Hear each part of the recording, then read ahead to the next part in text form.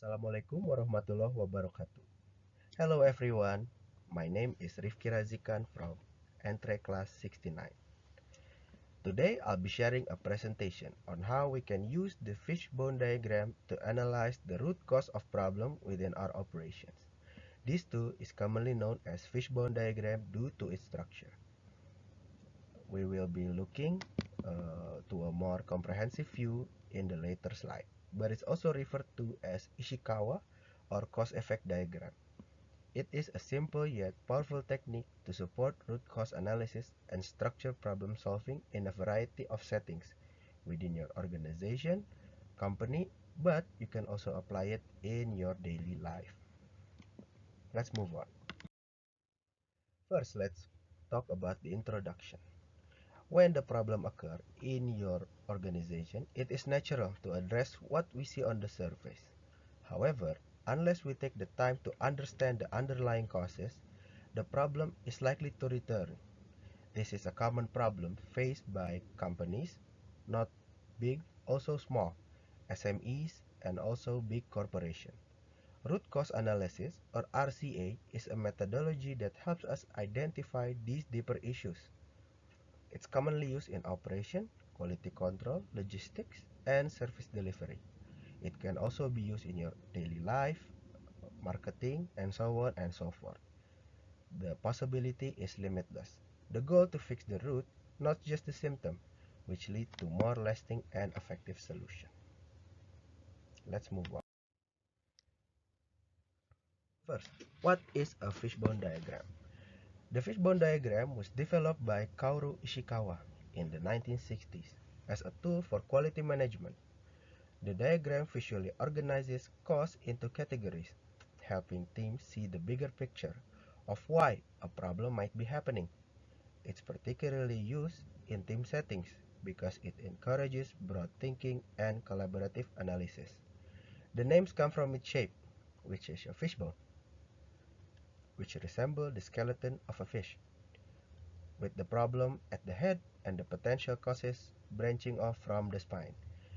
The diagram will be shown in a later slide.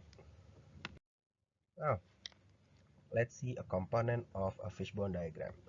We begin clearly with the defined problem written at the head of the fish. I will show you right now. This part, the main problem statement that is being faced in your organization or maybe your company. Next, we draw several main branches right here and so on and so forth. Sometimes the most commonly used categories are people, method, machine, material, measurement, and environment. But you could also tailor-made according to your problem at hand. From there, we break category into specific contributing causes. This is explained in a smaller bone.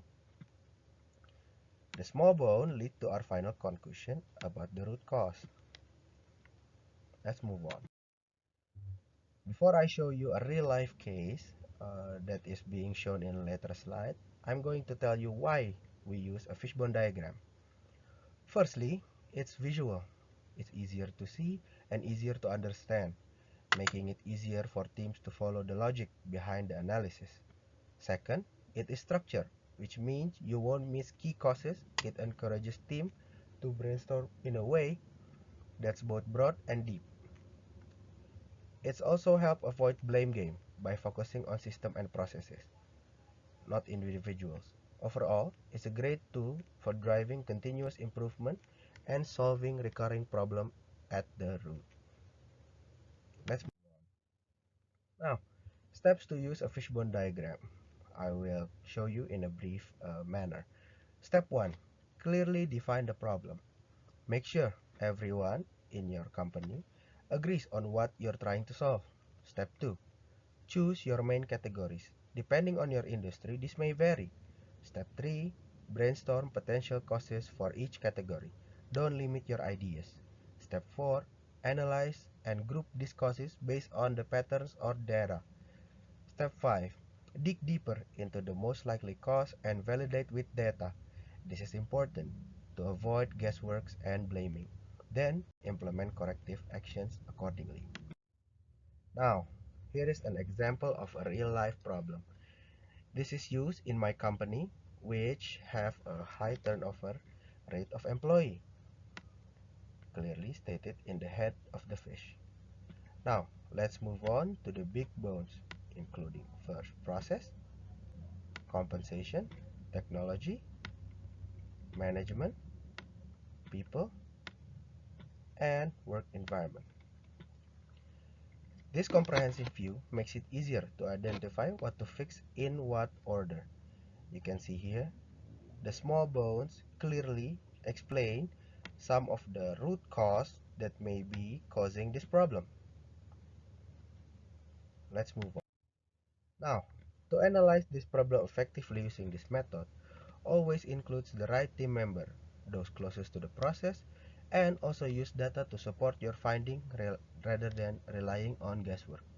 Be careful not to blame individual, but you need to focus on improving the system. Also, combining the fishbone using many tools such as 5 whys technique can help you go deeper, asking why repeatedly until the root cause is clear. This layered analysis leads to better decision making and lasting solutions. Finally, in conclusion, the fishbone diagram is a valuable tool for anyone involved in process improvement, quality assurance, or team problem solving.